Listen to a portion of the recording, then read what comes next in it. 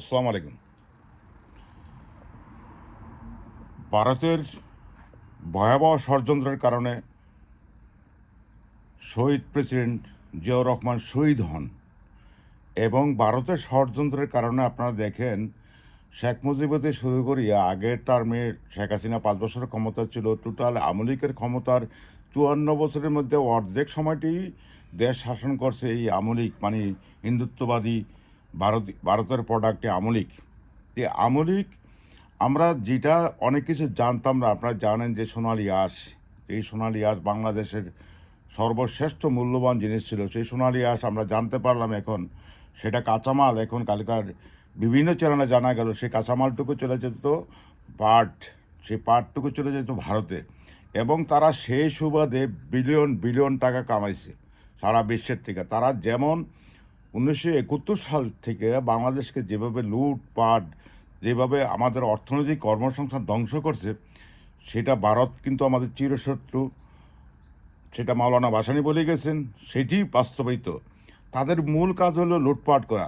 তো আপনারা ধরে রাখতে পারেন এই অচিরেই ভারত টুকরা টুকরা হবে ইনশাল্লাহ, এবং ভারত যখনই টুকরা হবে, সেভেন সিস্টার হারাবে, খালিস্তান হারাবে, তখনই ইনশাল্লাহ সমস্ত রূপে বাংলাদেশ থেকে আমলিক, বামপন্থী, নাস্তিক, প্রথম আলো, ডেলি স্টার, ভারতীয় দালাল নির্মূল হবে ইনশাল্লাহ।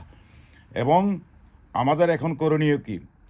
জনাব তারেক রহমানের অপেক্ষা ছিল কোটি কোটি জনতা, যেহেতু একটা বিশাল বড় দল, কিন্তু এই তারেক রহমান নিজের আদর্শ বিসর্জন দিয়া, তার রক্তের সাথে বেইমানি করে, খালেদার আদর্শের উপরে বেইমানি করে এবং জিয়াউর রহমান আদর্শের উপরে বেইমানি করে সে দেশে গিয়েছেন, এবং সে ভারতের হরে রাম হরে কৃষ্ণ টুপি মাথা নিয়ে গেছেন। সুতরাং এই বিএনপি দিয়ে আশা করা যাচ্ছে না যে বাংলাদেশের স্বাধীনতা, বাংলাদেশের অর্থনীতি, বাংলাদেশের ভারতের আগ্রাসন শোষণ থেকে আমরা মুক্তি হতে পারবো।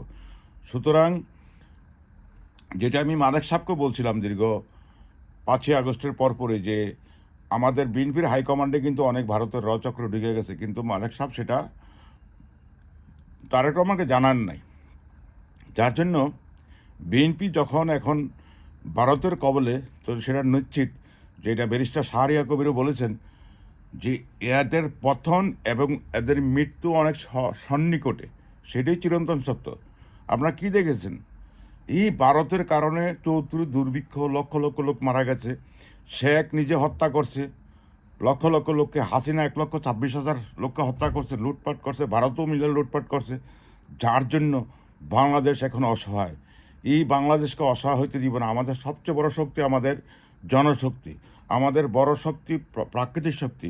আমাদের এই জনশক্তিকে ভারত থেকে, এই কাঁচা পাট যে বাংলাদেশ থেকে নিয়ে যায়, সেখানে আমাদের লক্ষ লক্ষ লোকের কর্মসংস্থান হারাইছে। ইউনূস সরকার সেটা বন্ধ করছে। ইউনূস সরকারকে সেলুট। বাংলাদেশ এমন একটি দলের প্রয়োজন যারা ইনসাফের পক্ষে থাকবে, দুর্নীতির বিরুদ্ধে অবস্থা নিবে, ভারতের আগ্রাসন মুক্ত থাকবে, সেই দলকে আমাদের প্রয়োজন। এখন জিয়ার আদর্শকে টিকে রাখার মতো তার দলের মধ্যে কেউই নাই, যেহেতু জিয়া পরিবারই, তারেক রহমানই যেখান ভারতের দোসর হয়ে গেছেন, দালাল হয়ে গেছেন। সুতরাং এই বিএনপিকে পরিহার করুন, দেশকে রক্ষা করুন, দেশকে লক্ষ লক্ষ কর্মসংস্থানের ব্যবস্থা করুন, দেশের চাঁদাবাজ দান্দাবাজ মুক্ত রাখুন। এটি আমার সবার কাছে আহ্বান।